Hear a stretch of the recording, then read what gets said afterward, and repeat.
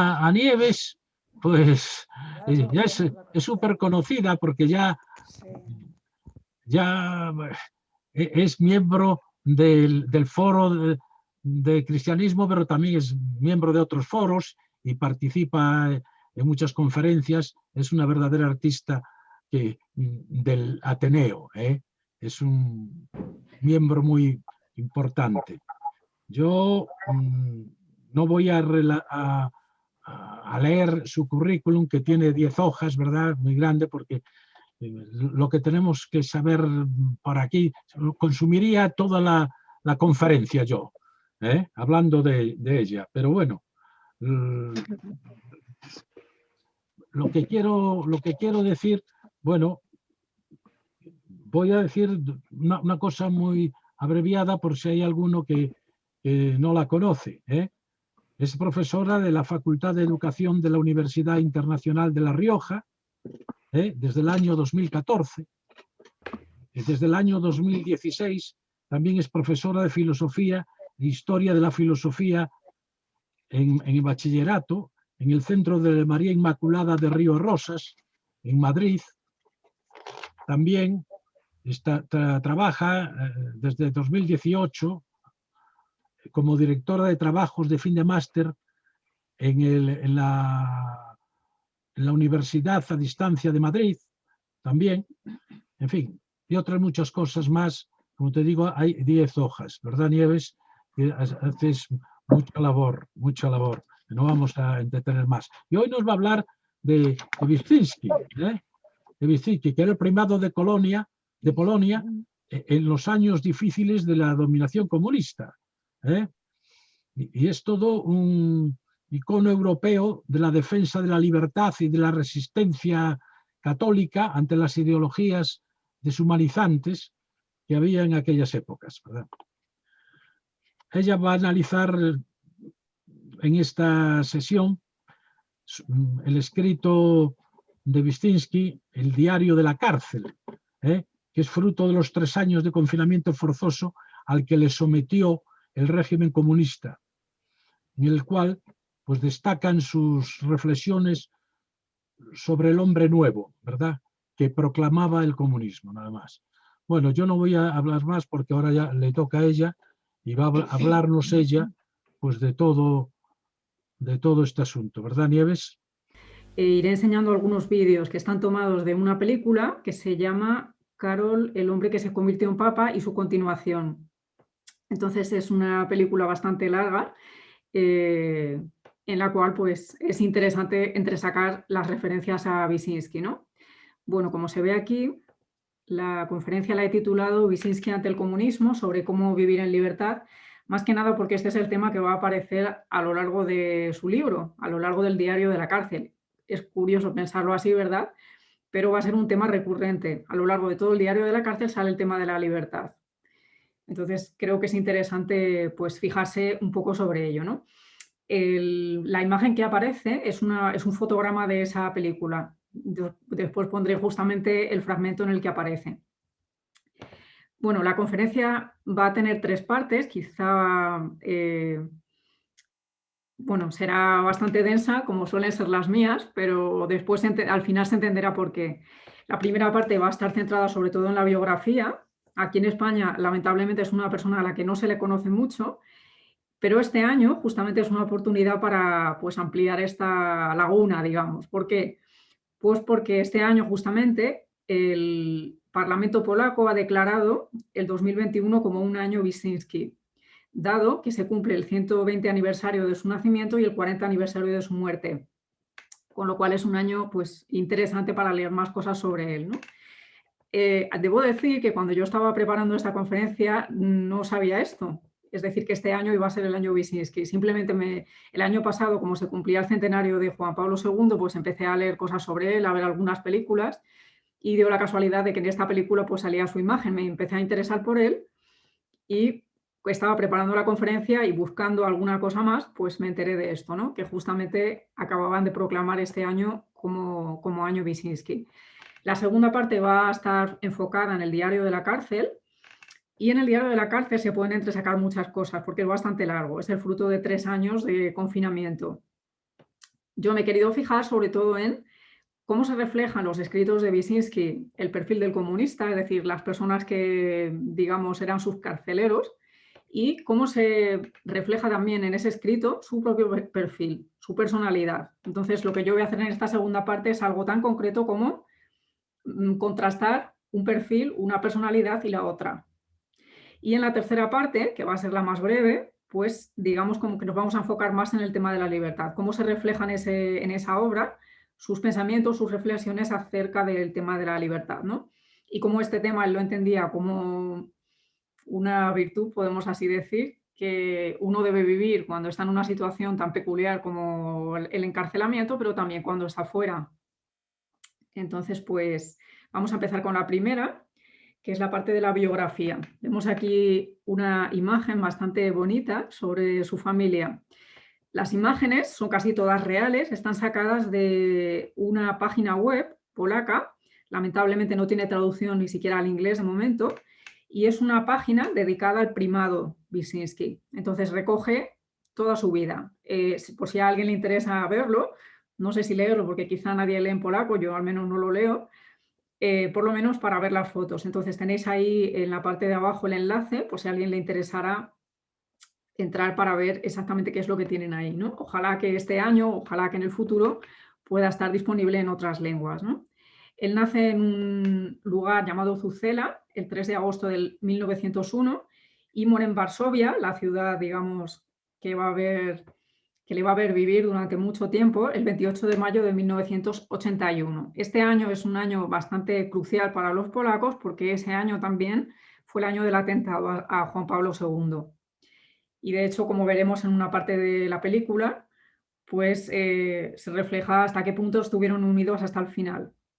Él fue ordenado obispo de Lublin, una ciudad que podríamos nosotros decir es como nuestro equivalente a Salamanca, una ciudad medieval llena de cultura, llena de edificios históricos, en el año de 1946. Y después fue nombrado arzobispo y cardenal primado finalmente en 1953. También hay una especie de aventura con esto de ser nombrado cardenal, como comentaré un poquito más adelante. Hay que decir sobre él que durante más de 30 años fue un gran defensor de la libertad. Esto no solamente se lo reconocieron los polacos, sus, digamos, defensores, pero también sus detractores, sino que se lo reconoció toda Europa, incluso Estados Unidos. También enseñaré más adelante la portada de una revista en la que se le reconoció efectivamente después de su encarcelamiento como un gran anticomunista y un gran defensor de la libertad, ¿no? Desde luego, para el pueblo polaco, pues se convirtió en un icono de la resistencia y un hombre pues, que tenía unas ideas bastante claras, al que era bastante difícil doblegar, ¿no? Le vemos aquí con sus padres, en primer lugar con su madre y en segundo lugar con su padre, que era un músico. De él va a heredar esta afición. Stefan va a ser un niño muy cultivado desde muy pequeño porque sus padres lo inculcaron, quisieron para él una educación muy, muy esmerada, una educación intelectual muy esmerada, pero también una educación religiosa. Y al igual que Juan Pablo II, al igual que le pasará a Juan Pablo II, él pierde a su madre muy pequeño, con lo cual va a estar sobre todo unido a su padre. Esto lo comento pues porque también en el diario de la cárcel se refleja esto, hasta qué punto él tenía una gran alegría cada vez que recibía una carta de su padre y cómo estaba muy unido con él. Va a estudiar estudios superiores de teología en el seminario de Wrocław, una ciudad también bastante histórica, y después estudia ciencias sociales en la Universidad de Lublin. Este dato va a ser muy interesante porque él desde muy pronto va a tener los ojos bien abiertos a los movimientos sociales. Le va a parecer que eso es un, digamos, tema de interés para un cristiano. Es decir, que alguien que realmente quiere vivir instalado en el cristianismo se debe preocupar por los problemas de los hombres de su tiempo. Y en su caso, en la Polonia de inicios del siglo XX, pues eran los problemas sociales, los problemas que tenían los obreros. Repito que esto os va a ser interesante porque van a salir más cuestiones en relación a lo largo de la conferencia, ¿no? Fue ordenado sacerdote el 3 de agosto de 1924. En este momento él estaba muy enfermo y sin embargo parece ser que, digamos, el ser ordenado sacerdote le dio fuerzas, no solamente espirituales, sino también físicas. Y A partir de entonces se va a convertir en una figura bastante notable. ¿Por qué? Pues sobre todo por su preparación intelectual. Él va a ser una persona con una inteligencia práctica bastante desarrollada. Va a hacer una tesis doctoral en Derecho Canónico, presentada en el año 1929, y titulada Los derechos de la familia, la Iglesia y el Estado en los colegios. Como digo, el tema de, digamos, los movimientos obreros, los derechos de los trabajadores y, digamos, la relación con el Estado va a ser uno de los temas sobre los que él va a reflexionar. No solamente que lo va a ver cómo funciona en la práctica, sino que va a desarrollar un pensamiento teórico a la altura, ¿no? Cuando terminan estos estudios, desde luego cuenta pues, con una preparación bastante excepcional y va a continuar con lecturas, con estudios durante toda su vida, aunque ya no de manera arreglada, pero él va a continuar pues, leyendo y preparándose durante toda su vida. En algún momento de los fotogramas que voy a enseñar de la película se verá su biblioteca, que efectivamente era como la de Pepe Marinero, más o menos. Un poco más ordenada, eso sí, pero una biblioteca bastante nutrida. También era una persona que conocía el resto de Europa y en cierta manera quiso que los sacerdotes que se iban formando en su diócesis también hicieran esta experiencia de viajar por otros países de Europa y de ver cuáles eran los problemas a los que se enfrentaba el cristianismo en esos otros países, por ejemplo en Francia, en Bélgica, en Italia. Él quiso que sus sacerdotes estuvieran bien formados intelectualmente, estuvieran en contacto con los problemas que tiene el hombre del mundo contemporáneo, ¿no? En los años 30, después ya de haber terminado sus estudios, se convierte en profesor de ciencias sociales en el seminario de Boklabec y a la vez va a ejercer una labor pastoral con los obreros. Va a hacer las dos cosas, es decir, se va a dedicar a, digamos, la labor intelectual, a la labor docente, pero a la vez también se va a dedicar a la labor pastoral y sobre todo con los obreros, repito. Era un tema de atención para él. Pensaba que un cristiano de su tiempo se tenía que preocupar de cómo vivían los obreros y de los problemas que estos tenían. Se va a preocupar sobre todo de los sindicatos cristianos. Todos hemos oído del sindicato Solidaridad, pero décadas antes del nacimiento de Solidaridad, que fue en los años 80, el cardenal Wyszynski ya estaba, digamos, implicado con esto, en cómo los obreros necesitaban ayuda para vivir de una manera cristiana dentro de sus trabajos, dentro de las fábricas y de las plantas químicas y de todo tipo de trabajos de ese tipo. Él consideraba que era muy importante este compromiso de los cristianos en la sociedad de su tiempo, un compromiso práctico, repito, pero también un compromiso intelectual. Él se va a dedicar sobre todo a fomentar una labor académica de, digamos, difusión de ideas católicas a la altura de los tiempos y por eso va a asumir la dirección científica de una revista llamada Atheneum Kaplanskie. Y de hecho también fue el redactor de varios rotativos diocesanos. Es decir, que como vemos es una persona que tiene las dos dimensiones, una dimensión más teórica, más académica, pero también una dimensión práctica de conocer los problemas reales, digamos, de tener los pies en la tierra y de saber cuáles son los problemas con los que se encuentra el obrero contemporáneo, ¿no? Más tarde, justamente diría, intentando explicar cuáles eran las líneas de acción que él había intentado adoptar, ¿no? Decía así: simplemente creí necesario regular las condiciones de una coexistencia ineludible entre una nación católica y un Estado marxista. Él era consciente de que esa coexistencia no era nada pacífica ni nada fácil, pero sin embargo su preparación intelectual y su interés por una vida, digamos, plena de los obreros, pues tenía que llevarle a esto, a pensar cómo podría ser ese entendimiento posible en la práctica. Como era alguien tan competente y esto era, digamos, públicamente reconocido, pues le nombraron el rector del seminario de Boklabec. Y además se le nombró también el miembro del Consejo Social del Primado de Polonia. Es decir, que antes de ser él un primado, había ayudado al primado anterior. Sabía cómo funcionaban las cosas, digamos, a ese nivel tan complejo. Se le consagra como obispo de Lublin en el año 1946 en el santuario de Częstochowa. Seguramente todos sabemos que es un centro religioso de Polonia, es, digamos, como el símbolo de la nación, y él lo tomó siempre así. Muchas veces a lo largo del diario de la cárcel sale este nombre de Częstochowa, como, digamos, la advocación mariana a la que él se acogía pues, para la protección no solamente la suya individual, sino la de Polonia, la de su pueblo, digamos, la de las personas a las que él sentía que tenía que cuidar. espiritualmente. Va a suceder al cardenal Holon como arzobispo de Yelno, de Varsovia, y también va a ser nombrado primado de Polonia. A la vez que hace todo esto, él va a seguir con sus proyectos académicos, con sus proyectos intelectuales, especialmente con uno que le interesaba bastante, que era editar y publicar una enciclopedia católica. Él tenía mucho interés en esto, en que de alguna manera fuera disponible para el gran público una enciclopedia en la cual se pudieran formar académicamente, pudieran tener una idea clara de qué es lo que dice la Iglesia sobre determinados temas. Por supuesto, incluidos los más contemporáneos, no solamente los del pasado, sino los de ese momento histórico. Aquí vemos una imagen que intenta recopilar los escritos que él hizo, que él, digamos, publicó sobre el comunismo.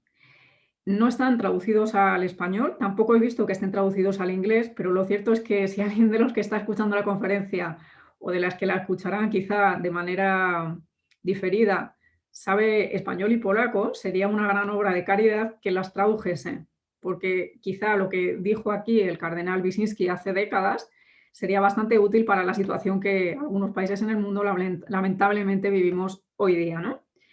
Estas publicaciones pues serán sobre todo sobre la ideología del marxismo. Él era una persona que entendía cuál era la ideología del marxismo. Se había leído varias veces El Capital, a diferencia de otros comunistas que no lo conocían para nada, y lo que le hacen estos escritos es, en cierta manera, reflexionar sobre el tipo de hombre que ofrece el comunismo y el tipo de hombre que ofrece el cristianismo. Y, en cierta manera, también hace una reflexión sobre cuáles son los peligros de deshumanización de esta ideología.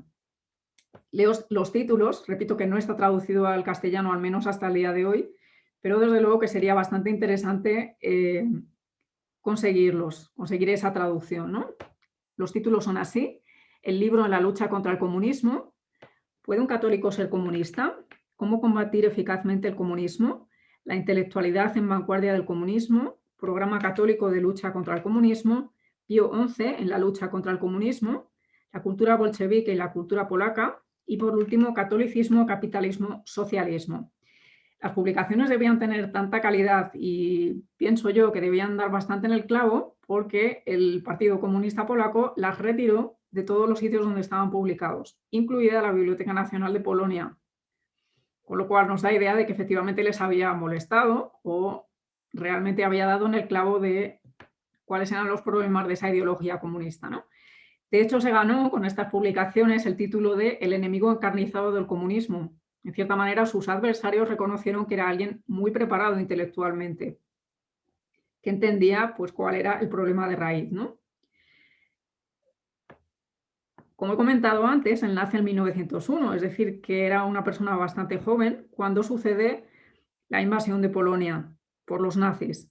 Todos sabemos esto que sucedió en septiembre de 1939, ¿no? ¿Qué es lo que hizo Wyszynski durante la dominación nazi? Bueno, pues en cierta manera estuvo unido a la resistencia.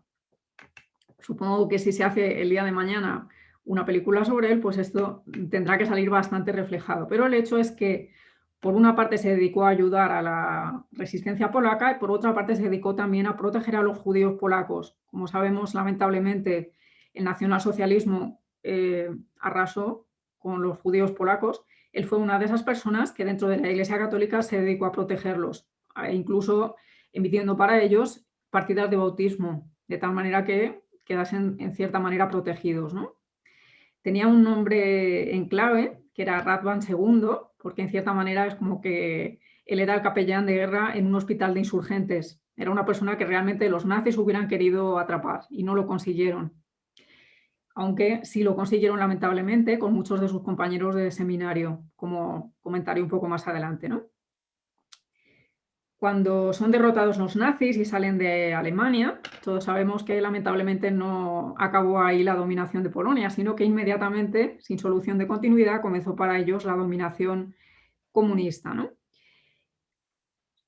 En cierta manera, cuando se van los nazis de Polonia, la Iglesia se pone del lado de los anticomunistas y él quizá al frente de todos ellos. Lo que ellos esperaban, en principio, era que el gobierno polaco, que estaba en ese momento en el exilio en Londres, volviese a Polonia y asumiese el poder. Sabemos por la historia que eso no sucedió, pero desde luego él siguió manteniendo esa situación de, digamos, enfrentamiento con una ideología bastante deshumanizante, ¿no? A partir del año 1945, su figura y sobre todo su firmeza van a empezar a causar una confrontación directa con el régimen comunista. No ciertamente porque él lo desease, sino, como he dicho, porque él era una persona que conocía de raíz, conocía desde la ideología cuál era el problema del comunismo, con lo cual, en cierta manera, ellos reconocieron en Wyszynski un oponente bastante preparado.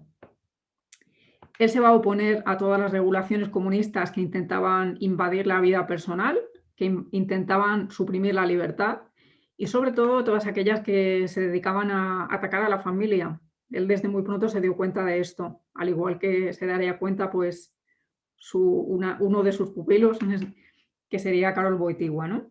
Desde luego, empezó a ser una figura bastante incómoda para el régimen comunista y esta situación se fue, digamos, agravando con el tiempo.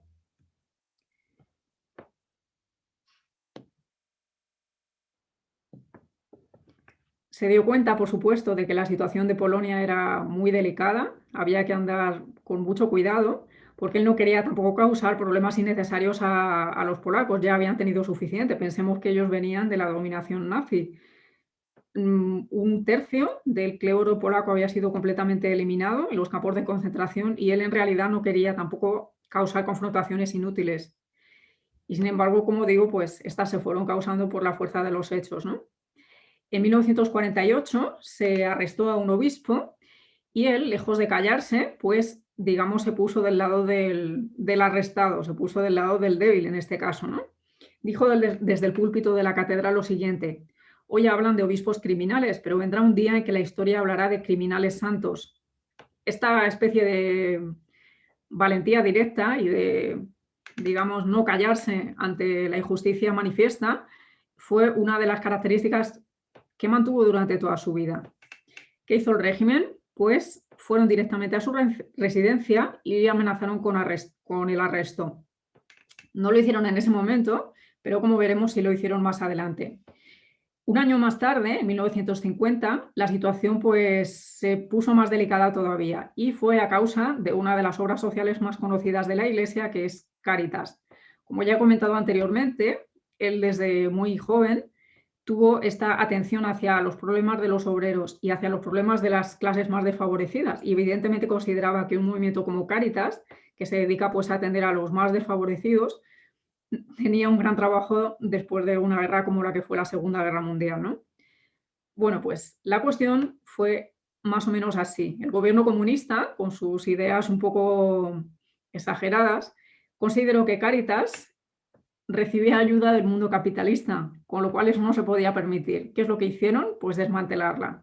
Con lo cual, en cierta manera, desayudaron a toda una clase de obreros y a gente muy pobre que quizá no tenían más ayuda que esa. Además de desmantelar Cáritas, lo que hizo el gobierno en ese momento fue incautarse de los bienes de la Iglesia, considerando que por decreto eran propiedades del Estado, con lo cual la situación para la Iglesia polaca se tornó todavía más difícil. ¿Qué hizo el cardenal Wyszynski? Pues en cierta manera él siempre tuvo la idea de que una confrontación directa no era muy inteligente, porque iba a causar consecuencias mucho peores para los fieles polacos, con lo cual, en cierta manera, lo que él intentó hacer, y de hecho lo logró, fue llegar a un acuerdo diplomático con el gobierno de la República. Este acuerdo se firmó en abril de 1951 y en cierta manera hay que decir que sí que consiguió mejoras para los fieles polacos, aunque no para los sacerdotes y para los eclesiásticos, para los cuales la situación siguió siendo bastante difícil y complicada, ¿no? Como ya he dicho antes, los dirigentes polacos del Partido Comunista eran bastante exagerados y en ocasiones hacían unas acusaciones bastante atrevidas, por no decir otra palabra. El año de 1952, por ejemplo, dijeron que varios sacerdotes eran culpables de traición porque eran espías al servicio del Vaticano y también espías para Estados Unidos de América, con lo cual para ellos eran grandes enemigos, ¿no? Se les juzgó, algunos de ellos incluso murieron porque se les ejecutó y a otros pues se les encarceló. Realmente, como vemos, la situación no era nada fácil, ¿no? Si alguien quería defender pues, las libertades, quería defender las cuestiones más básicas, pues realmente lo tenía difícil. El Papa que había en ese momento, que era Pío XII, reconoció realmente que Wyszynski era una persona bastante valiosa y en este momento le nombra cardenal, estamos en el año 1953, y sin embargo el régimen, él recibió el nombramiento, pero la cuestión es que tendría que ir al Vaticano para que de cierta manera aquello fuese oficial. Bueno, pues el régimen no le dejó ir, porque en cierta manera pensaban que ese viaje era una muestra de imperialismo estadounidense, es decir, que Wyszynski era un colaborador de ese imperialismo estadounidense. Como vemos, a veces la imaginación del comunismo no es demasiado razonable, ¿no? ¿En qué momento llega el choque que va a producir el encarcelamiento de este hombre tan valiente? Pues llega en mayo de este año de 1953. ¿Qué es lo que pasa este año? Pues el gobierno comunista dice que a partir de ese momento el gobierno, va a ser el que nombre a los obispos, a los párrocos y quien también los elimine, si no le conviene. Es decir, si los obispos son como Wyszynski o como otros y se dedican a denunciar desde sus parroquias, desde sus iglesias, lo que está haciendo el régimen, pues entonces el régimen los va a retirar. Y además, no solamente no contentos con eso, pretendían que todos los sacerdotes emitiesen un juramento de lealtad a la República Popular Polaca. Como nos podemos imaginar, esto ya era bastante demasiado, ¿no? Bueno, pues Wyszynski, con todos los obispos polacos, declararon que esto era inaceptable, completamente inaceptable. Literalmente, lo que dijo Wyszynski en su catedral fue lo siguiente: enseñamos que lo adecuado es dar al César lo que es del César y a Dios lo que es de Dios. Pero cuando César se sienta en el altar, respondemos brevemente: no debe hacerlo. Como vemos, incluso el estilo de Wyszynski es claro, es directo, es elegante, es educado, pero es muy contundente. Los obispos se reúnen en Cracovia por esto y después de esa reunión van a publicar un escrito muy conocido que se titula Non possumus, no podemos. En este escrito ellos realmente lo que están intentando decir es esto: hay una independencia entre el poder de la Iglesia, o digamos el estatus de la Iglesia, y el estatus del Estado. Somos completamente independientes, no tenemos por qué someternos a lo que quiera el Estado de nosotros. Esto es literalmente lo que estaban diciendo con ese escrito, ¿no? Que terminaba con estas palabras literalmente: no se nos permite situar las cosas de Dios en el altar del César, non possumus. O sea que estaban diciéndole al gobierno comunista que muy bien, ellos eran el César y quizá estaba bien que lo fuesen, pero no podían pretender ser Dios y no se lo iban a permitir. El gobierno comunista evidentemente no se cayó con esta carta, con este escrito, y lo catalogó como un escrito de alta traición. Como vemos, no se andaban con chiquitas. Y dijeron que este escrito atacaba la Constitución, con lo cual impidieron, censuraron su difusión. Pero para el cardenal Wyszynski realmente esto sí que tuvo consecuencias y más graves. Fue en este año cuando le van a arrestar. En principio lo arrestan y luego le devuelven la libertad, pero al final de año sí que le arrestan y ya sí que le retienen durante 3 años. Esto es el momento en el que él es arrestado. De hecho, la grabación está tomada de lo que él contó después en el diario de la cárcel.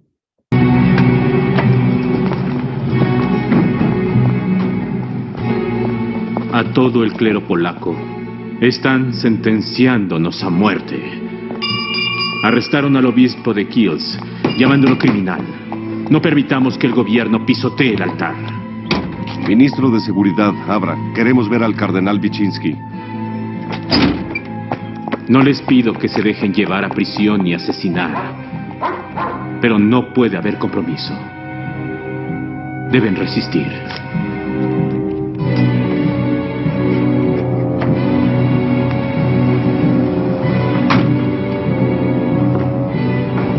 Bien. No quieren abrir. La derribaremos. Ya abrirá.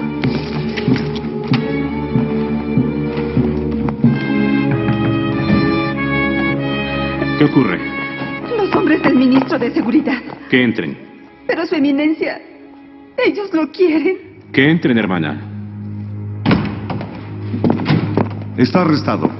El gobierno decidió que ya no puede realizar ninguna de sus funciones. Debe abandonar Varsovia. Firme. No existe base legal para esta decisión. Y no la firmaré. El gobierno solo ha dejado violencia. Los niños ciegos de Radvanik. Usted los guió durante la resistencia. Esos niños fueron los únicos que lograron atravesar el bosque de noche. Fui uno de los patriotas a los que salvaron. Y siento mucho respeto por todo lo que hizo contra los nazis.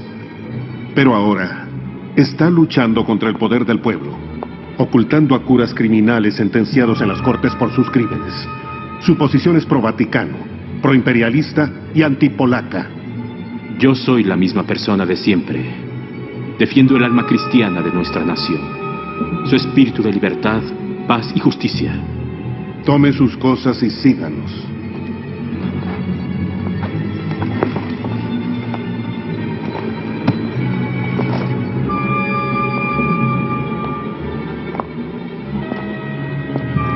Estoy listo.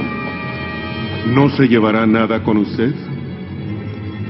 Llegué pobre a esta casa y pobre la abandonaré.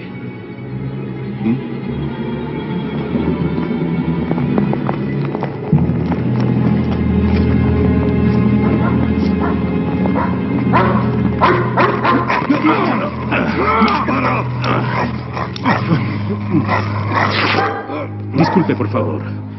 Descuide, el perro está vacunado. Hermana Machenza, traiga tintura de yodo. No. Vámonos. Carol, gracias a Dios no te has ido. ¿Qué te... Bueno, hasta ahí la parte de la detención.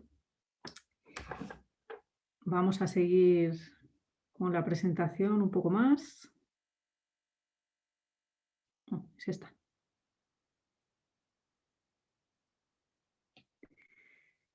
Vale, pues como decía, en este año de 1953 es arrestado y pues efectivamente se va a pasar allí 3 años. 3 años bastante complicados en los cuales le van a estar cambiando de sitio, va a estar en unas condiciones bastante infrahumanas y como ya contaré en la segunda parte, pues también se hace una pequeña idea de cómo son los que le supuestamente cuidan, ¿no?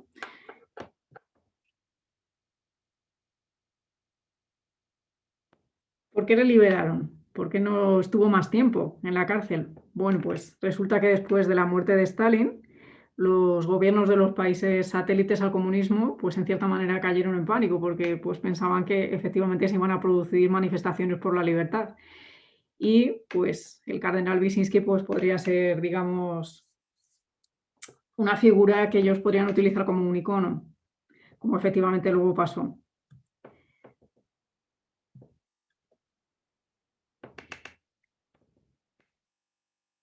¿Qué es lo que hizo en esos 3 años? Porque podemos pensar, bueno, una persona que está en esas circunstancias tan complicadas, pues a lo mejor se deja llevar por el pesimismo o por la indiferencia o la apatía.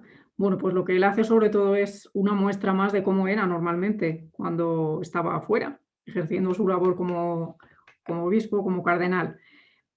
Realmente lo que él hace dentro de la cárcel es una muestra más de la altura moral que ya tenía y de la altura espiritual. No se deja llevar por el miedo, ya lo hemos visto, que la actitud que tiene es un poco retadora, incluso muy osada a veces. No se deja llevar para nada por el miedo, tampoco por la pasividad, sino que en la medida de sus posibilidades, pues siguió haciendo su labor como pudo. Y de hecho hizo la promesa de que si recuperaba la libertad, pues dedicaría a María la primera iglesia que pudiera fundar, ¿no? Se dedicó también a organizar un gran evento que, digamos, estaba ya en la vista, en el horizonte de la Iglesia de Polonia, que era su milenario. Ellos celebraban ya 1000 años como nación católica. Entonces, en el año 1966, cuando se iba a cumplir esos 1000 años, pensaban pues, hacer una gran celebración. Lo que él se dedicó a hacer en estos 3 años en los que estuvo ahí pues, fue preparar pacientemente, espiritualmente, ese gran milenario de Polonia. Como efectivamente hizo. Para esos años ya estaba fuera de la cárcel y efectivamente lideró esos acontecimientos, ¿no? Esos eventos. También aprovechó esos años para diseñar un acuerdo nuevo entre la Iglesia polaca y el gobierno comunista. Se lo mandó incluso a sus captores, no le contestaron, pero él continuó con su trabajo, como si hubiera estado en su despacho. Hay que decir además que durante todo este tiempo él no sabía realmente de qué se le acusaba, no le quisieron dar una copia de ese papel que hemos visto en el breve fragmento que yo he enseñado. Tampoco se le permitió durante mucho tiempo escribir a sus familiares y ni siquiera tampoco tenía noticias del exterior, no sabía qué estaba pasando en Polonia, ni siquiera sabía cómo había interpretado la sociedad polaca su encarcelamiento. Después se enteró de qué es lo que había hecho el gobierno para, digamos, hacer ver que era positivo ese encarcelamiento. Ya lo comentaré más adelante. Cuando estaba en estos 3 años de encarcelamiento, pues se cumplían los 300 años de la defensa de Polonia respecto a sus invasores. Polonia ha sido un país que han codiciado muchos de sus vecinos.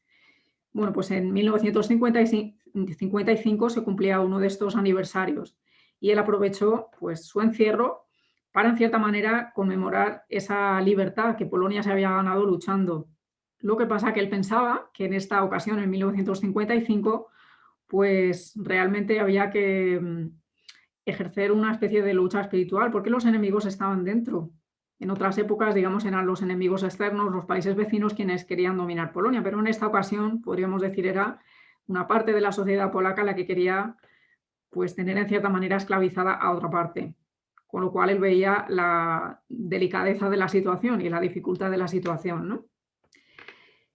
Las autoridades comunistas se dieron cuenta de que él era una persona de enorme peso y de que efectivamente era un icono de resistencia y de defensa de la libertad, con lo cual, en cierta manera, querían tenerle de su lado. En cierto momento le ofrecieron un trato que era más o menos el siguiente. Le iban a dejar ir a vivir a un monasterio si él renunciaba completamente a ejercer sus labores de pastor. Evidentemente él dijo que no quiso para nada renunciar a su labor de cardenal y continuó en las pobres condiciones en las que le tenían. Aunque sí que hay que decir que un tiempo más adelante pues le cambiaron a otro lugar. Pero, digamos, él no estaba para nada dispuesto a renunciar a su papel como pastor cristiano, porque le parecía que eso era una vocación, digamos, a la que uno no puede renunciar de ninguna manera. Al año siguiente, en 1956, como vemos, él no se estaba enterando de muchas cosas, pero fuera, en el mundo, en la sociedad polaca, estaban pasando bastantes eventos y muy rápido. Bueno, en este año de 1956 sucede una manifestación bastante numerosa en la ciudad de Poznań, en la que los obreros, los estudiantes y los intelectuales se manifestaron para que se liberase al primado. Les parecía una cosa inaceptable que una persona de su altura, de su categoría, estuviera en estas circunstancias, ¿no? Y sobre todo también se manifestaban por sí mismos, se manifestaban porque, en cierta manera, Wyszynski era un símbolo de la libertad de Polonia, ¿no? El gobierno, lamentablemente, lo que hizo fue responder con mucha brutalidad, mandó incluso tanques y hubo muertos en esa manifestación. ¿Qué es lo que hace Wyszynski? Pues, como he dicho antes, fue una persona que siempre se caracterizó por su valentía. No se cayó ante este atropello y, en cierta manera, cuando se enteró de lo que había pasado, pues se dedicó a preparar espiritualmente el milenario de Polonia que he comentado antes. Y, en cierta manera, también a seguir cultivando ese espíritu libre de Polonia, a no permitir que ni siquiera una ideología la pudiese esclavizar. Por cierto, esta foto es una imagen de uno de los sitios donde él estuvo. Como vemos, es bastante austera, no tenía casi nada allí y, sin embargo, él siguió con su trabajo intelectual y con su trabajo espiritual también.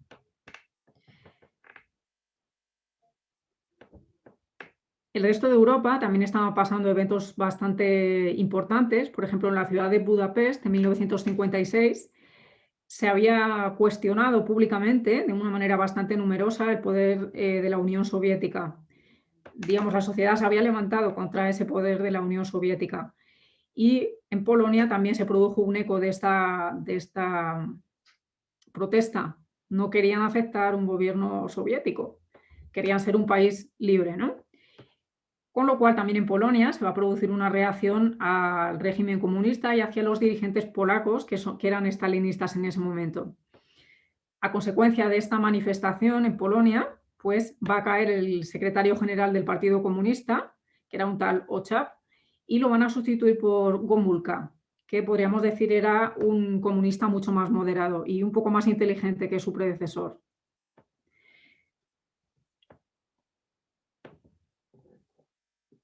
Vale. Aquí yo quería señalar un segundo vídeo, que es sobre el momento en el que Wyszynski está en la prisión. Entonces van a ofrecerle pues esa liberación a cambio de que, digamos, no haga nada, no ejerza como pastor, y un poco le cuentan pues esas, digamos, circunstancias que han pasado en su país. Repito, no deben provocarlos. Eso es exactamente lo que ellos esperan. No les tienen miedo a sus armas, pero sí temerán sus palabras.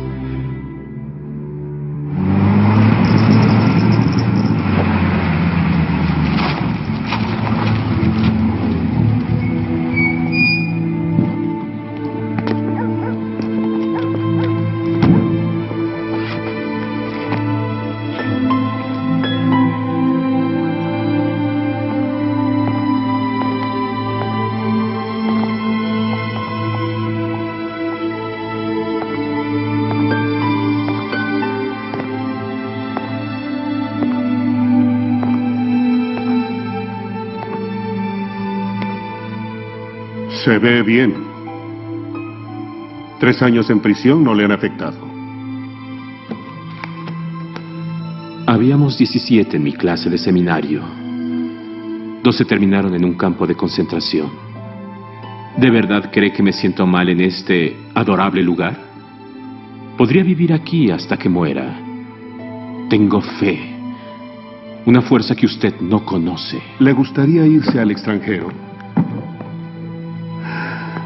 No lo sé. ¿Qué tal Italia o la Riviera? Mi lugar está en mi catedral o en prisión. Puede volver a catedral. El gobierno ha cambiado. El camarada Gomulka está en el poder y piensa que puede asumir sus labores otra vez. Le dispararon a los obreros. Usaron tanques contra la gente en Hungría. ¿Ese es el comunismo? Creo que es intolerable que les dispararan a esos obreros, aunque fueran agitadores. Y lo que me parece más intolerable es la falla de tantos planes de gobierno. ¿Está diciendo eso para proteger su carrera? Puede pensar en mí como un enemigo, pero no como un gusano. Somos iguales, ya sea que le guste o no. Somos creyentes. El hecho es que quienes se manifiestan en paz lo asustan. Libera al líder de la iglesia polaca para tener un atenuante y comete un grave error. Los gobiernos pueden cambiar y suavizarse, pero yo estoy y siempre estaré en su contra. No crea que dejarme salir influenciará mi alma para nada. Nadie quiere comprar su alma. Queremos lograr el comunismo, y lo haremos con todos los cambios necesarios, con o sin el apoyo de la iglesia.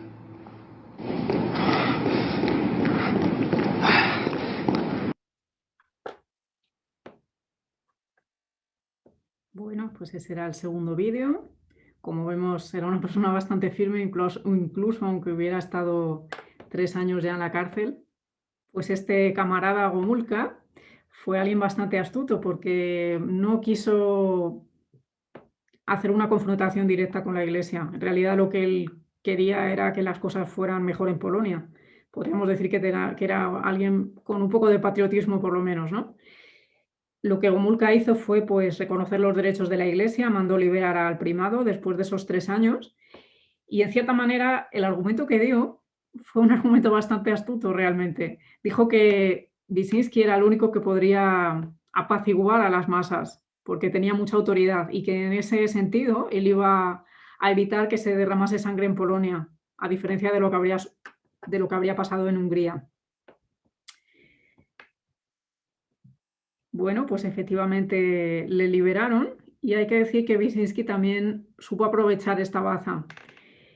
Antes de ser liberado, él pidió varias condiciones, entre ellas que se revocase el decreto de 1953, el que conté antes, según el cual el gobierno era el que iba a designar quiénes iban a ser los sacerdotes o los obispos y que estos, los sacerdotes y obispos, tenían que hacer un juramento al gobierno polaco. Bueno, pues él antes de ser liberado pidió que ese decreto se eliminase, que en cierta manera esto no tuviera que suceder así.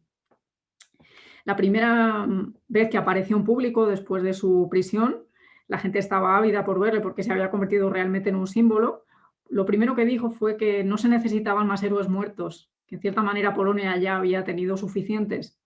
Su convicción era que más bien lo que necesitaba demostrar Polonia ahora es que tenía héroes vivos, es decir, personas que podían ofrecer un futuro mejor para Polonia. Además, Gomulka también se preocupó de liberar a los sacerdotes que todavía estaban presos. Antes de que terminase este año de 1956, pues los había liberado. Y también se ocupó de firmar un acuerdo nuevo con la conferencia episcopal, de tal manera que para los semanarios católicos sería posible publicar de nuevo, cosa que les había prohibido, estaban censurados, y además también era posible enseñar religión fuera de las aulas. O sea que, como vemos, habían conseguido, Wyszynski había conseguido bastante margen. Desde entonces se va a convertir en un icono de la resistencia de Polonia, cosa que se le va a reconocer dentro del país, pero como he comentado ya antes, también fuera, ¿no? El gobierno comunista, que vale, a veces era un poco tosco, pero no era demasiado tonto, se dio cuenta de que no podían ir contra él directamente, porque en ese caso lo iban a convertir en un héroe nacional, cosa que de ninguna manera querían. ¿Qué es lo que hicieron? ¿Cuál fue su técnica? Pues sobre todo lo que intentaron fue crear división dentro de la Iglesia polaca. Lo que intentaron fue, en cierta manera, con un plan muy retorcido, como suele ser el método del comunismo, desvertebrar la conferencia episcopal, sembrar la división dentro de la conferencia episcopal, ¿no? Y esto lo hicieron metiendo informadores dentro de las parroquias, digamos los cotillas, ¿no? Que informaban todo el tiempo al régimen de qué es lo que hablaba la gente, con quién se juntaba cada uno, todas esas cosas, ¿no? Que suelen ser comunes en los países dominados por el gobierno comunista. Wyszynski no se dejó, digamos, vencer por esta nueva manera de actuar contra él, sino que consiguió de todas mantener la unidad dentro de la Iglesia de Polonia, sobre todo porque, digamos, él era una figura con mucha autoridad. Además, en la Iglesia Universal en este momento había un acontecimiento muy importante, que era el Concilio Vaticano II. Wyszynski acudió a las 4 sesiones del concilio y consiguió el apoyo de la Iglesia Universal a la causa de Polonia, dado que, claro, como en el concilio se reunían todos los obispos, en cierta manera debatieron sobre todo los temas importantes para la Iglesia Universal, pues evidentemente la Iglesia polaca tuvo que hablar de los problemas que ellos tenían, ¿no?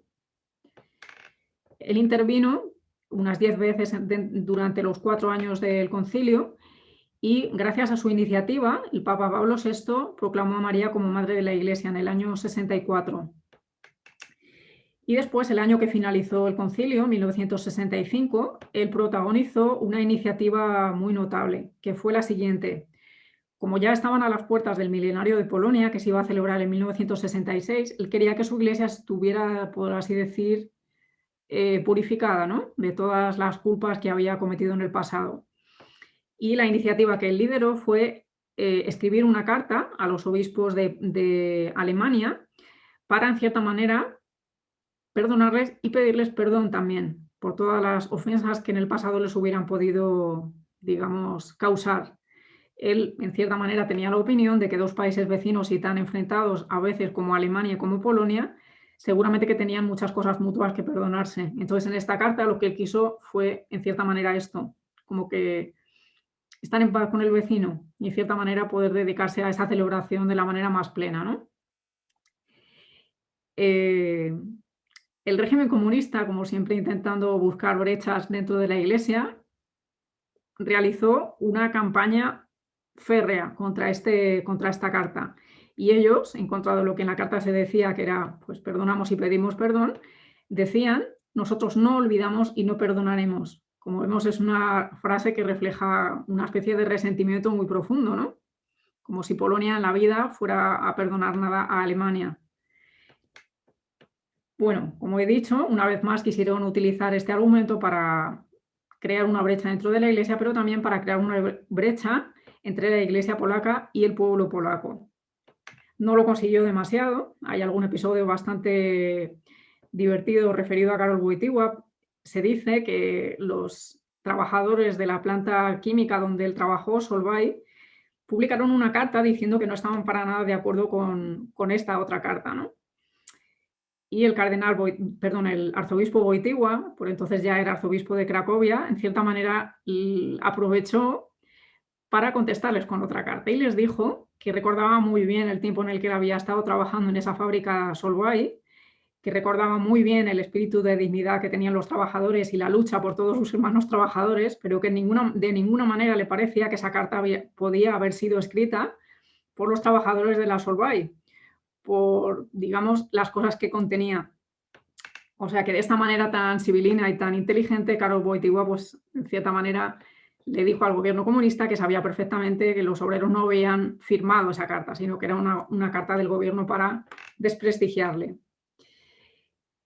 ¿Qué más consiguió el cardenal Wyszynski a nivel de la Iglesia Universal? Pues consiguió que Polonia fuese consagrada a la protección de la Virgen María, consiguió incluso levantar 1000 iglesias nuevas bajo la dominación comunista y sobre todo consiguió pues, que Polonia se convirtiese en una lucha en un símbolo de resistencia, de lucha contra el comunismo, de no aceptar que la libertad se le pueda arrebatar a uno. Bueno, en el año 1967, para reconocer todo lo que había hecho este hombre tan valiente por su país, la revista Times, como vemos aquí, le dedicó su figura y le presentaba como un anticomunista, como alguien que realmente defendía las libertades de su gente. Una de las personas que más le admiraban, pues como ya sabemos, era Karol Wojtyła, que en 1978 se va a convertir en el nuevo pontífice. De hecho, en esta película, de la que he mostrado 2 fragmentos, también hay otro fragmento donde muestra que no fue casual, es decir, que Wyszynski sí que tuvo que ver en la elección de este hombre, por entonces joven, que realmente tenía unas ideas innovadoras sobre lo que debía ser el diálogo de la Iglesia con el mundo y la presencia de la Iglesia en todas partes, el protagonismo de los laicos, el diálogo con los jóvenes, con las familias. Pues Wyszynski realmente tuvo bastante que ver con ello, ¿no? No lo cuento, si a alguien le interesa ya sabe cómo se llama la película y lo puede buscar. Pero sí que me gustaría comentar aquí que Wojtyła fue el primer papa que hizo un viaje a un país comunista. Este viaje se hizo en el año 1979, un año después de haber sido elegido, y evidentemente Wyszynski fue la persona que le acompañó durante todo este tiempo.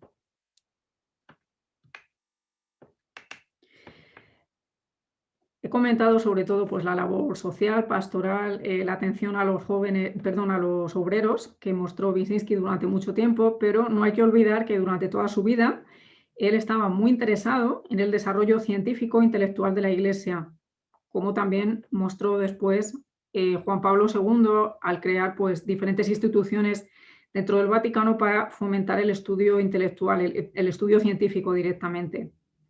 O sea que, como vemos, la experiencia que tenía la Iglesia en Polonia fue después bastante valiosa para la Iglesia Universal, porque lo que había vivido Karol Wojtyła como sacerdote, como obispo, como arzobispo dentro de Cracovia, fue una experiencia muy valiosa para lo que después le tocaba vivir a la Iglesia. Wyszynski consideraba además que era muy importante garantizar la continuidad del catolicismo en la Europa del Este y efectivamente lo consiguió. Durante el tiempo que él fue cardenal en Polonia, consiguió que Polonia fuese el país en el que había más ordenaciones sacerdotales y de hecho esto le permitió mandar sacerdotes en secreto a países en los cuales la cosa estaba bastante complicada, como eran Bielorrusia, Ucrania y Lituania, en las cuales no se permitía a los jóvenes realmente acceder al sacerdocio, ni siquiera la preparación a él.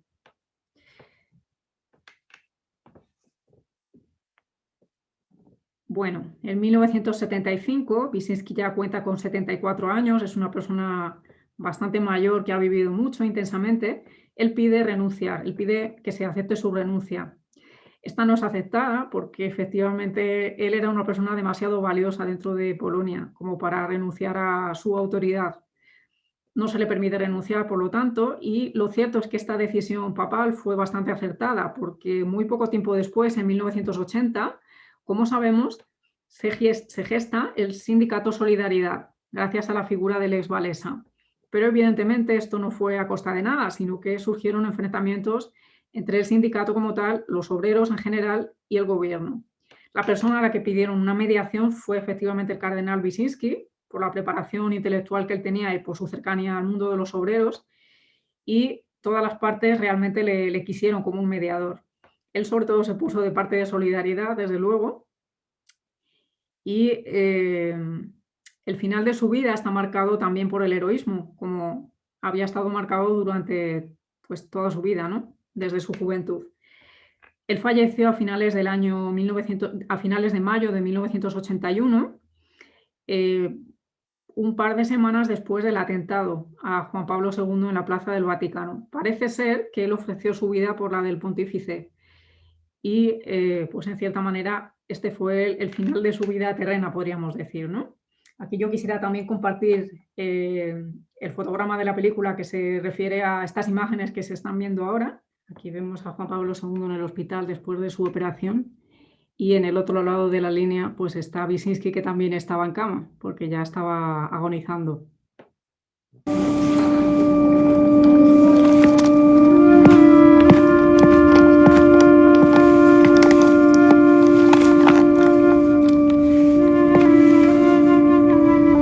Carol, ¿cómo está, padre? El sufrimiento nos une. ¿Está bien? Así. Ore por nosotros, Padre. Mi tiempo ha llegado. No. No, Padre. Bendígame.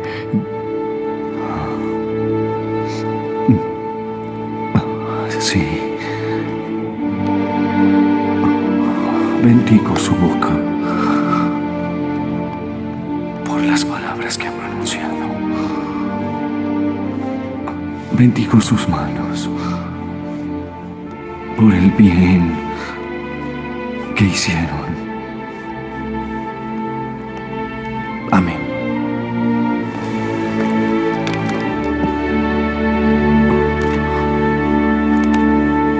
Amén.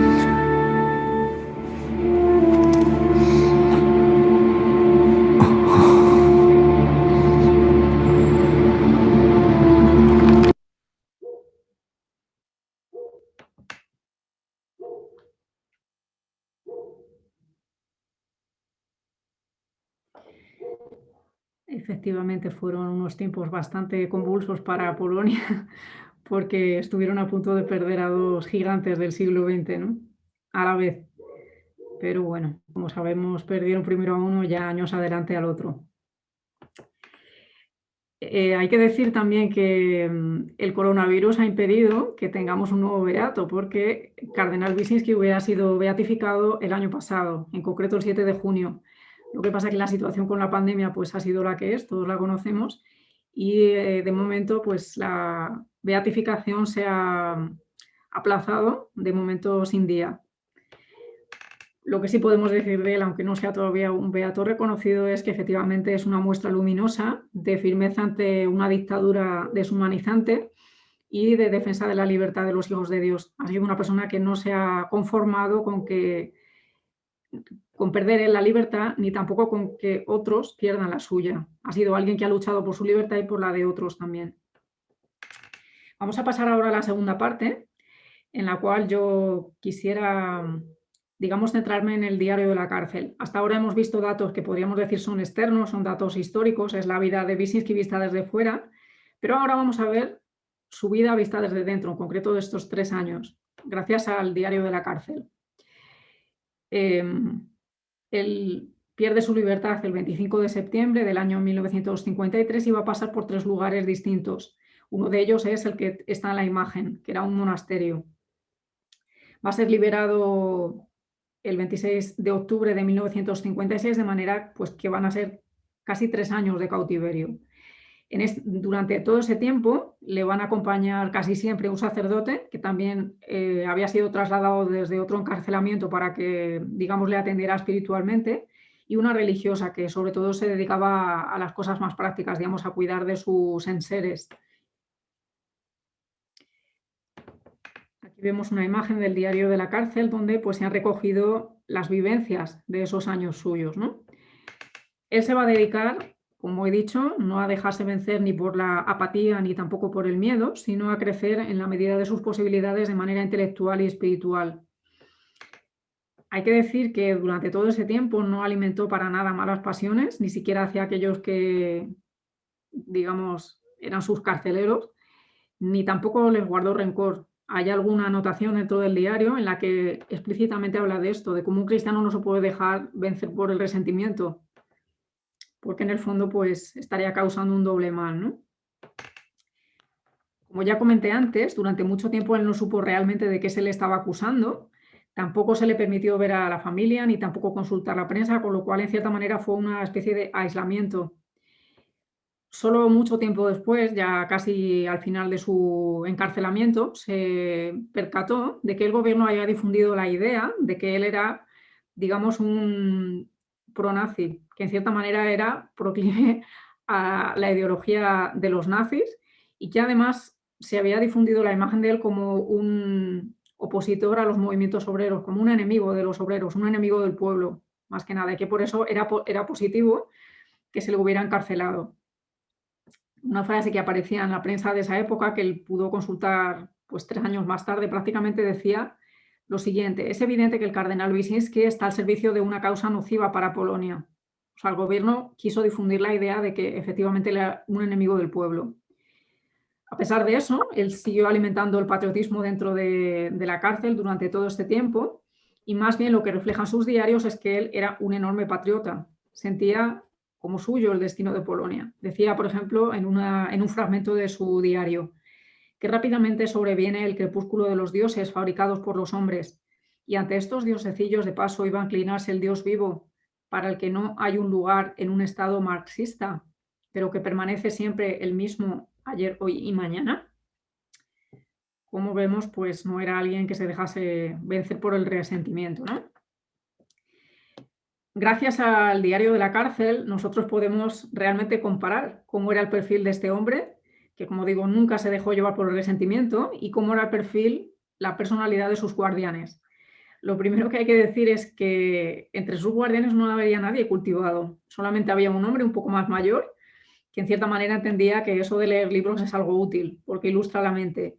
Pero entre ellos, la verdad es que no había nadie que se le pudiera comparar. Él había leído más veces El Capital que sus guardianes. Aquí se ven en mis diapositivas unos números, corresponden a las páginas del diario de la cárcel en español, en las cuales él habla sobre estas cosas, por si acaso alguien lo quisiera comprobar. Hay que decir de ellos también que además de no ser demasiado perspicaces intelectualmente hablando, no sabían invertir muy bien su tiempo. Hace notar Wyszynski en su diario que se aburrían soberanamente, incluso a veces cuando tenían que estar vigilando, se dormían, con lo cual lo cierto es que los 3 encarcelados se reían bastante. No sabían invertir el tiempo de una manera productiva, eran especialistas en perder el tiempo, podríamos decir, ni tampoco eran demasiado capaces de un trabajo intelectual. Las cosas que leían pues eran bastante ligeras, ¿no? Incluso a veces bastante groseras. Eran ladrones, esto lo dice Wyszynski bastante directamente. En un momento dado, pues quería tener una capilla para poder orar. Y de repente no se sabe muy bien de dónde salió un ara. Es decir, que la habían robado de algún sitio y no le dijeron de dónde. También eran ladrones porque le requisaban muchas de las cosas que su familia le empezó a enviar en el momento en el que pudieron comunicarse con él. Cosas bastante básicas como pues de atención sanitaria, tipo tintura de yodos, paradrapo, aspirinas, penicilina, vendas, algodón. Pues todas esas cosas no le llegaban nunca porque sus carceleros siempre se las quedaban. Escaseaban bastante en Polonia en esos años y lo cierto es que ellos se aprovecharon de su situación. Eran además bastante cotillas, querían controlar absolutamente todo lo que hacían sus prisioneros y les espiaban todas sus conversaciones. Hubo un momento incluso en que el cardenal y el sacerdote que le acompañaba quisieron empezar a utilizar el latín para perfeccionar su comunicación en esta lengua y se enfadaron mucho porque se dieron cuenta de que no se podían enterar de lo que estaban hablando, ¿no? Cuando hablaban en latín.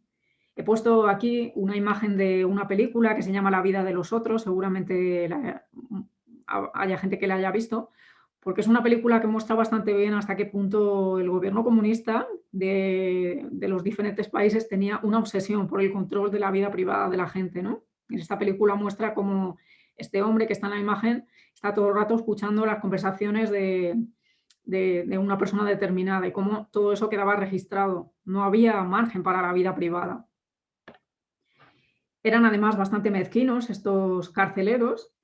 Por ejemplo, cuando él recibía una carta de su padre, que era un hombre ya bastante mayor y que tuvo un ataque de apoplejía, pues le enseñaban la carta pero no se la daban, y cuando muchísimo tiempo después ya se la daban, le habían tachado párrafos enteros. O sea que realmente tenía un comportamiento bastante mezquino.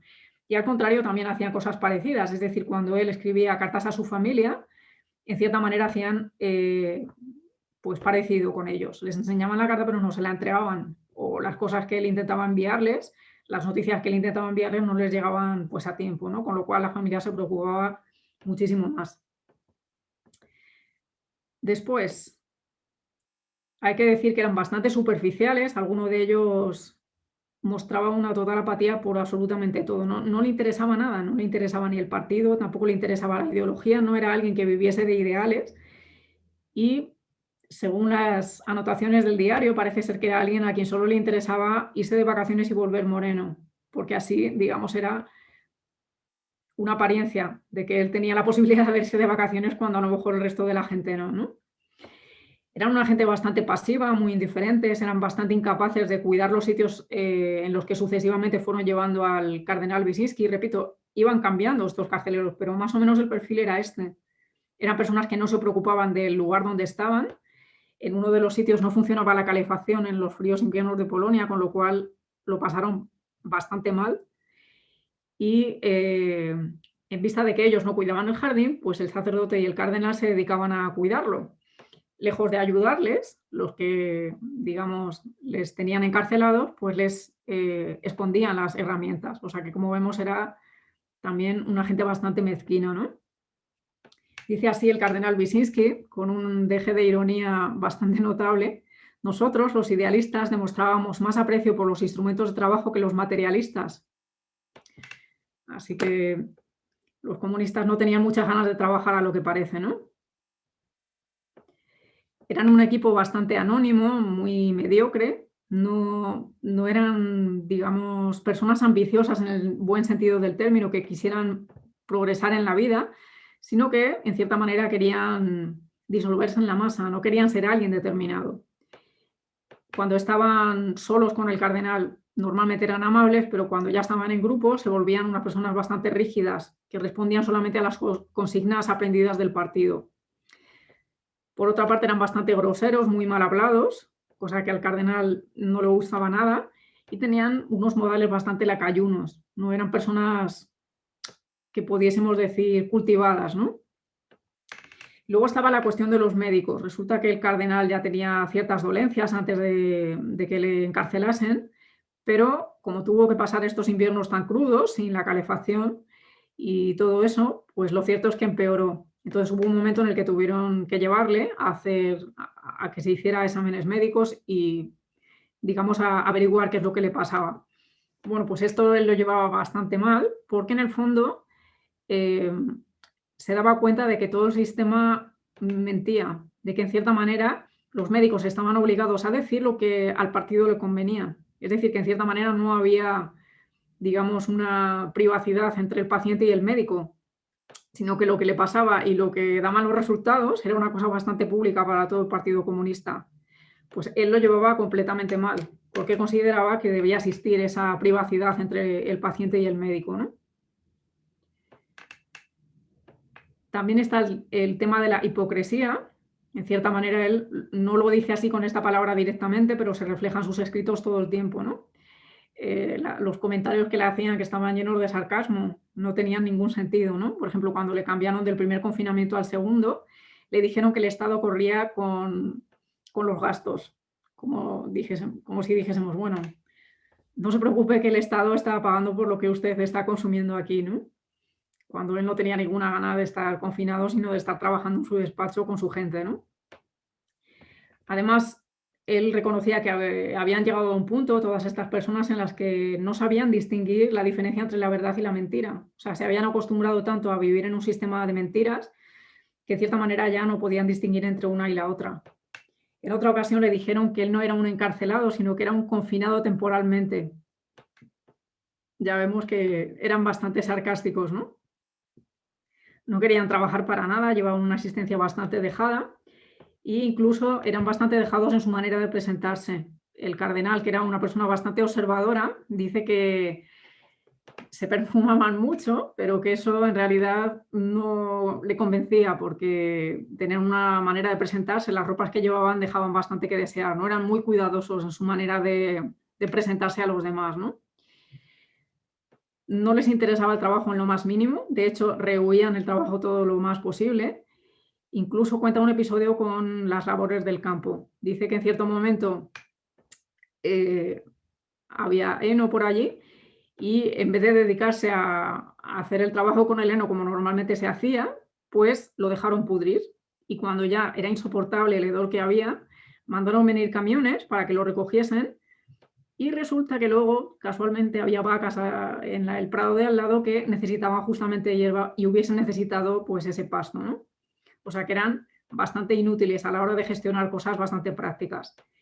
Y de nuevo comenta con bastante ironía el cardenal en su diario lo siguiente: quedamos anonadados por esta forma de racionalizar la agricultura, este concepto tan comunista, ¿no? ¿Cómo no se había inventado antes? Esta gente es incapaz de construir una Polonia próspera. Sobre sus personalidades, él reconocía que estaban llenos de malicia, de rencor, todo el tiempo estaban intentando sembrar la desconfianza mutua entre los presos y al cardenal le decían directamente pues, que la población se alegraba de ver que él no estaba ejerciendo su cargo, sino que estaba prisionero, ¿no? Uno de los comandantes de los confinamientos pues, era una persona tan vaga que hacía todo lo posible por no enterarse de nada. Porque si se enteraba de algo, resulta que hubiera tenido que hacer informes y eso le resultaba una cosa bastante desagradable e inútil, con lo cual hacía todo lo posible por no enterarse de las cosas que pasaban a su alrededor. Y por último, también comenta Wiesinski en el diario que el gobierno comunista intentaba por todos los medios posibles crear artificialmente un sentimiento de odio en la población. Y él lo contrastaba pues, con la tendencia al amor que tiene el alma polaca, ¿no? Decía así el Congreso del Partido Comunista: hemos de inculcar el odio y odiar cada vez más. Su consigna, la consigna del Partido Comunista Polaco, era justamente esta: fomentar el odio todo lo posible. Como vemos, pues eso no es digamos, un programa de futuro demasiado esperanzador, pero el hecho es que ese era el programa del Partido Comunista Polaco. Ahora vamos al otro lado, digamos, del diario, y es qué es lo que se refleja de este hombre que ya hemos visto era bastante valiente y bastante capacitado intelectualmente. Bueno, lo que refleja el diario de la cárcel, pues es que sobre todo él era un hombre lleno de humanidad. En uno de los fragmentos de la película que he mostrado, se ha visto, ¿verdad?, que cuando van a encarcelarle, le sacan de su residencia.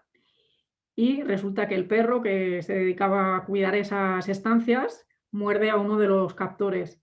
Y él, pues, se preocupa por la persona a la que el perro ha mordido. O sea que, como vemos, era alguien que realmente estaba lleno de humanidad, no le deseaba un mal a nadie. El diario también muestra que estaba muy preocupado por su familia, especialmente por su padre y por una de sus hermanas que le apoyó mucho durante todo ese tiempo. Y cada vez que llegaban noticias de la familia, sobre todo del padre, se alegraba muchísimo. Es decir, que no era alguien rígido, no era alguien, digamos, despegado, sino que era alguien pues, con unos sentimientos humanos bastante vivos. En todo momento se mostró como un hombre lleno de educación, de firmeza. En todo momento él reclamó sus derechos. Esto sale en el diario una y otra vez. Hasta qué punto él era consciente, porque lo había estudiado, la Constitución polaca, de que él tenía sus derechos y de que el gobierno tenía que respetarlos. Y siempre que pudo, pues se lo decía a los carceleros, ¿no? En una ocasión estos le dijeron lo siguiente: el Estado, con bastante arrogancia, por cierto, el Estado tiene derecho a dirigirse a sus ciudadanos cuando guste. Y él, sin cortarse la lengua, dijo lo siguiente: el Estado tiene el deber de comportarse correctamente con ellos, sobre todo con los que sabe que están a su disposición. Después, sobre el trabajo intelectual, él enseguida pidió libros de su biblioteca personal, de la que se ve la imagen ahí, y de hecho él tuvo que hacer la lista 3 veces porque, digamos, los libros nunca llegaban. En el momento en el que ya consiguió tener una pequeña biblioteca, pues se dedicó sobre todo a leer, a escribir y a preparar ese milenario de Polonia, ¿no? Pidió sobre todo libros de espiritualidad, pero también libros de literatura polaca. La literatura polaca siempre ha sido el gran reflejo del alma de Polonia, porque en ella está ese cultivo de, digamos, de la libertad y esa especie de convicción que tienen los polacos de que su romanticismo ha sido diferente que al del resto de Europa. Incluso su cultivo de la ilustración ha sido también distinto. Bueno, pues está recogido en todos estos autores de la literatura polaca. Él en concreto pidió libros de Norwid, de Sienkiewicz y también diccionarios. Leyó en ese tiempo al cardenal Newman, a San Juan de la Cruz y a los padres de la Iglesia, y durante los confinamientos también pidió diccionarios y pidió libros en francés y en italiano. Como ya he dicho, era una persona que era bastante leída, había viajado por Europa y pues utilizó estos 3 años un poco para ponerse al día de los idiomas que conocía, ¿no? Él conocía también la cultura española, en concreto le gustaba mucho la pintura de Murillo. Su Inmaculada pues recordaba el pasaje sobre los lirios del campo, ¿no? Era además un hombre muy cuidadoso, se nota que era alguien muy limpio, le gustaba tener todas las cosas a punto en la casa, que las mesas no cojeasen, que la calefacción funcionase bien, pues que los muebles no crujiesen, todo. O sea, le gustaba que las casas estuvieran bien a punto, ¿no? Para que la vida fuese lo más adecuada posible. Cuidaba además de su salud, como ya he dicho, tenía achaques, pero los sucesivos confinamientos y las condiciones en las que les tenían, pues hizo que empeorase. Y sin embargo, como he intentado comentar antes, no era un hombre nada ingenuo, se daba perfecta cuenta de cómo funcionaba la sanidad en el mundo comunista, al servicio del régimen, ¿no? De hecho, él pidió ser atendido por los médicos suyos, los que ya tenía previamente a ser encarcelado. Y no llevaba nada bien que el Estado quisiera saber absolutamente todo sobre su salud, ¿no? Y que quisiera controlar pues todo sobre su corporeidad. Se mostró también a lo largo de esos 3 años como un hombre bastante observador, muy reflexivo, y hay que decir que tenía bastante buen humor. En algunos de los pasajes del diario se refleja que algunos de los captores les habían puesto motes, bastante divertidos, por cierto.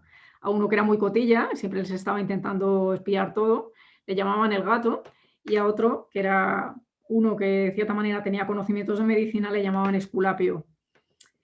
Pero vamos, la verdad es que sí que se nota que era alguien con bastante buen humor, ¿no? En todo momento intentó mantener su dignidad episcopal y en cierta manera quiso que se le llamase con un tratamiento sacerdotal para un poco marcar la distancia. Después estaba el capítulo de la correspondencia, ¿no? Él era consciente pues que muchas de las cosas que le enviaba no le llegaba a su familia y en otros momentos era también consciente de que algunas de las cosas que le enviaba eran completamente controladas por el régimen, con lo cual sentía una resistencia bastante comprensible pues a mostrar su intimidad, ni siquiera a su familia. Le parecía una cosa inaceptable que el gobierno violase los derechos del ciudadano a la privacidad y también el secreto postal, y parecía que eso era algo insoportable. Después, cuando se dedicaba a observar a las personas que le tenían encarcelado, lo cierto es que son unas reflexiones bastante perspicaces. Por ejemplo, se hacía la reflexión de cómo era posible que un hombre adulto, maduro, aceptase las condiciones en las que sus carceleros vivían, como haciéndose la pregunta de cómo un hombre adulto puede aceptar estas condiciones de trabajo, por así decir.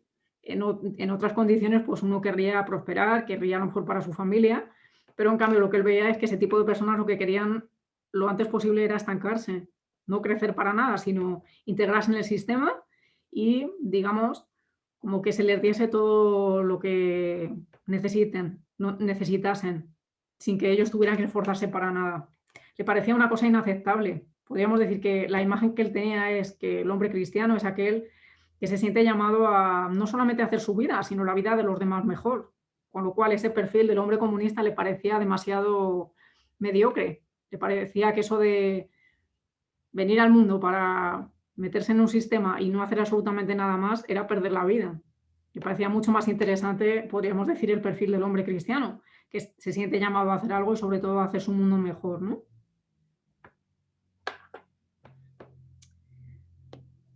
Vale.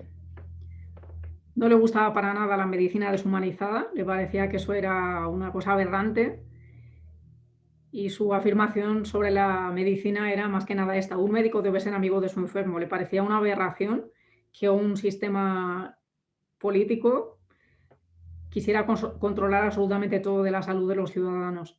Ni tampoco le gustaba mucho que el socialismo invadiese el secreto profesional de los médicos. Él consideraba que los médicos necesitaban ese margen para hacer bien su profesión, ¿no? Llegó un momento en el que él reconoció que la propaganda era mucho más importante que la calidad de la medicina. Para el régimen no era importante que sus ciudadanos estuvieran sanos, sino que para el régimen era importante la propaganda, simplemente. Luego, su horario de trabajo pues era bastante intenso. Se levantaba a las 5 de la mañana y se acostaba a las 10 de la noche. Y durante todo ese tiempo, pues sobre todo se dedicaba al trabajo intelectual, ¿no? Al final de los 3 años, el fruto de su trabajo se tradujo en una carta a los sacerdotes, unos bocetos litúrgicos, unas meditaciones, un libro sobre la sacralización de la vida temporal, homilías, conferencias, y también había vuelto a estudiar la Biblia y algunas obras en francés y en italiano.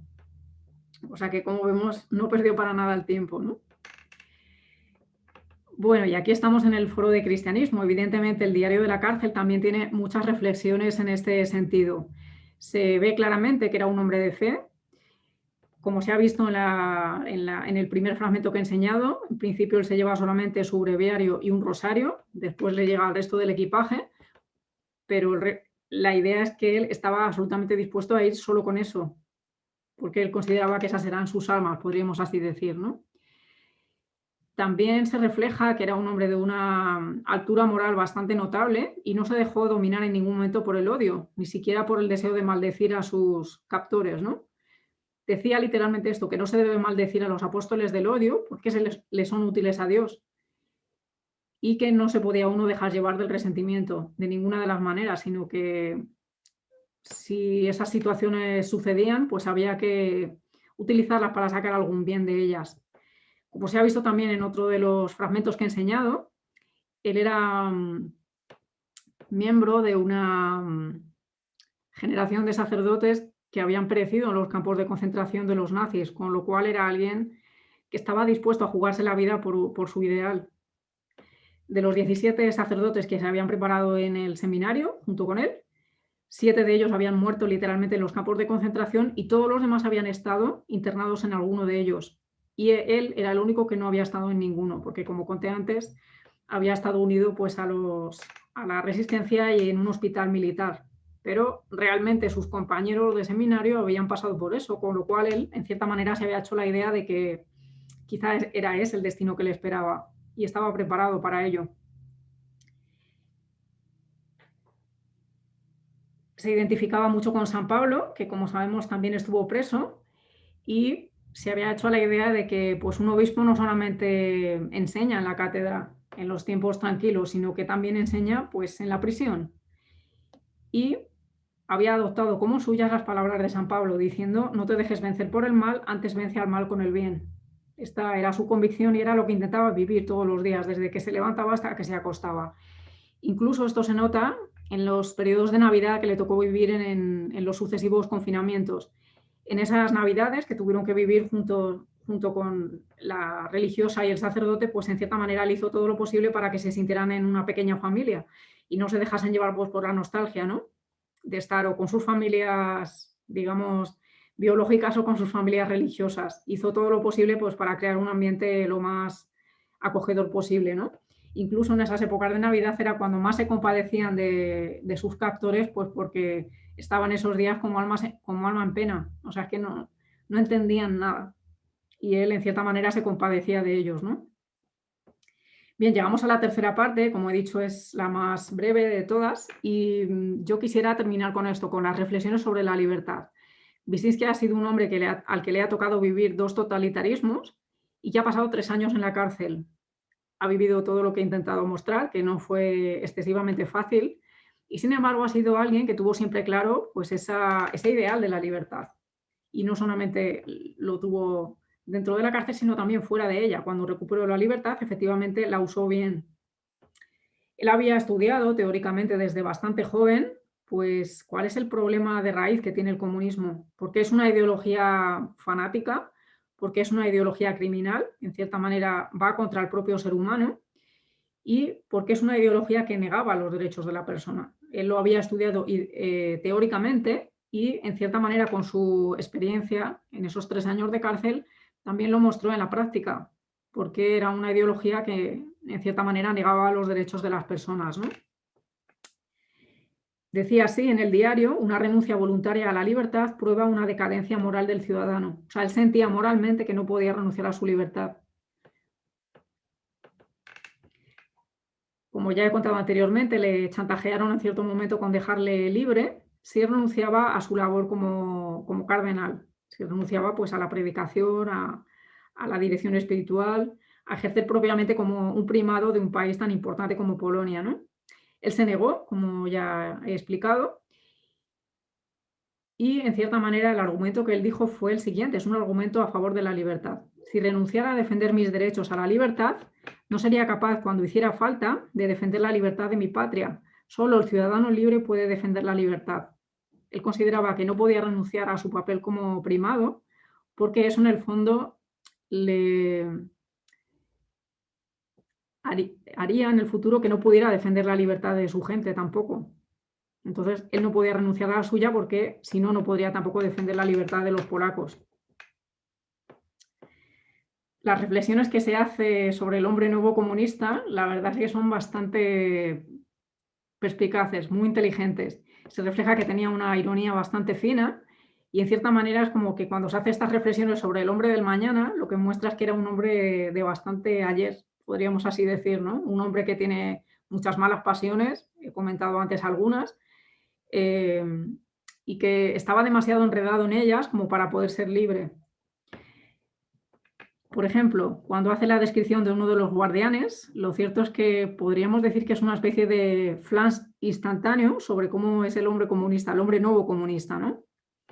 Dice así sobre él: era el suplente de un director de uno de los confinamientos donde estuvo. Era un tipo inmutable, bien peinado y afeitado, un hombre con una indiferencia marmórea. Fijémonos el lenguaje que utilizan: una indiferencia marmórea, mirada inexpresiva y lejana. Creo que era el producto más cercano al hombre nuevo. Este hombre estaba en un sitio sin estar de verdad, daba la impresión de que nada era capaz de interesarle ni conmoverle. Era un individuo misterioso que no se preocupaba por nada ni por nadie. Lo cierto es que el texto, en la descripción que él hace, nos da la idea de que no se trataba casi de un hombre, ¿no? Sino que se trataba más que nada de un mineral, de alguien que no estaba para nada interesado ni en su mundo, ni en su país, ni en el futuro de su nación, ni en nada de nada. No tenía ideales para nada, sino que era alguien que vivía para sí mismo y punto.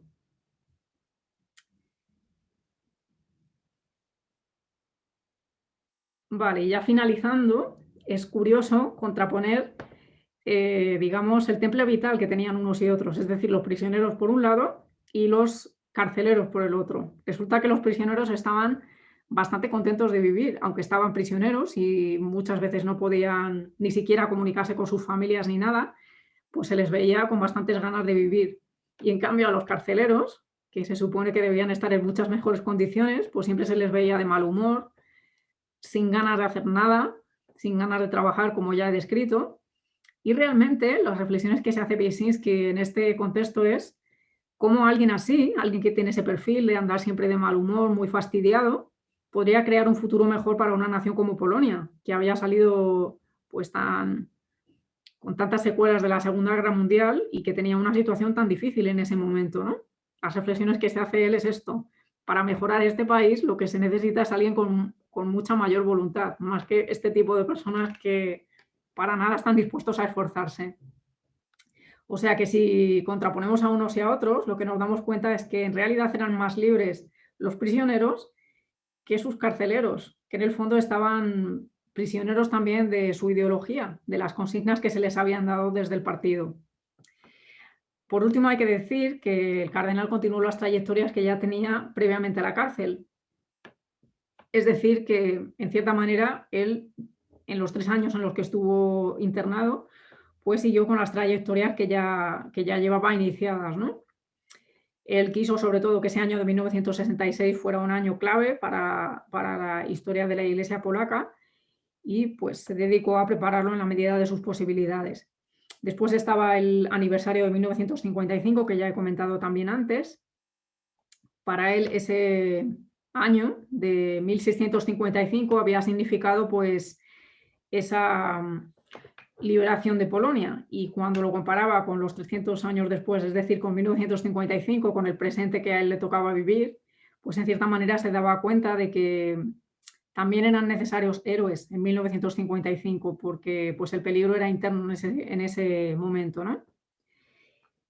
Igualmente, Jasna Góra, el santuario, pues fue un lugar clave en 1655, y él pensaba que lo mismo sería también un lugar clave para la renovación de su país, Polonia, en 1955.